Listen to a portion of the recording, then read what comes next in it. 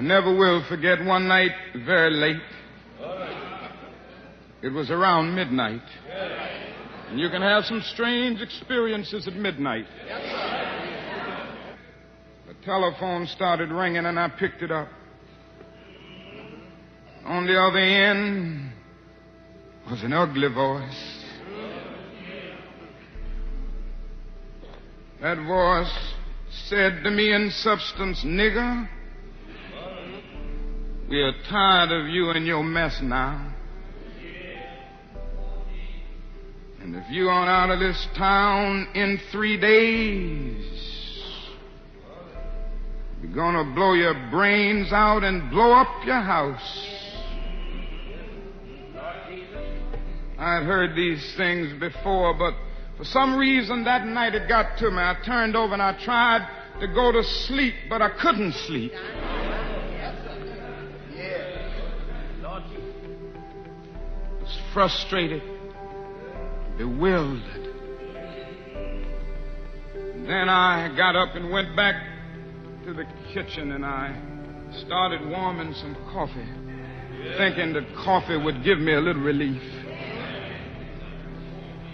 Then I started thinking about many things. I pulled back on the theology and philosophy that I had just studied in the universities, trying to give philosophical and theological reasons for the existence and the reality of sin and evil. But the answer didn't quite come there. I sat there and thought about a beautiful little daughter who had just been born about a month earlier. We have 4 children now, but we only had one then. She was the darling of my life. I'd come in night after night and see that little gentle smile. And I sat at that table thinking about that little girl and thinking about the fact that she could be taken away from any minute. And I started thinking about a dedicated, devoted, and loyal wife who was over there asleep. She could be taken from me, I could be taken from her. And I got to the point that I couldn't take it any longer. I was weak. And something said to me, "You can't call on Daddy now. He's up in Atlanta 175 miles away. You can't even call on Mama now. You got to call on that something and that person that your daddy used to tell you about. That power that can make a way out of no way."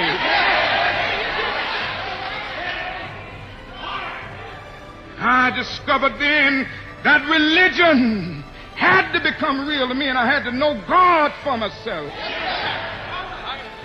And I bowed down over that cup of coffee. I never will forget it.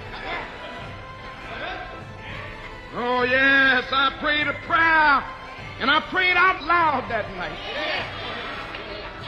I said, "Lord, I'm down here trying to do what's right. I think I'm right. I think the cause that we represent is right. But, Lord, I must confess that I'm weak now, I'm faltering, I'm losing my courage.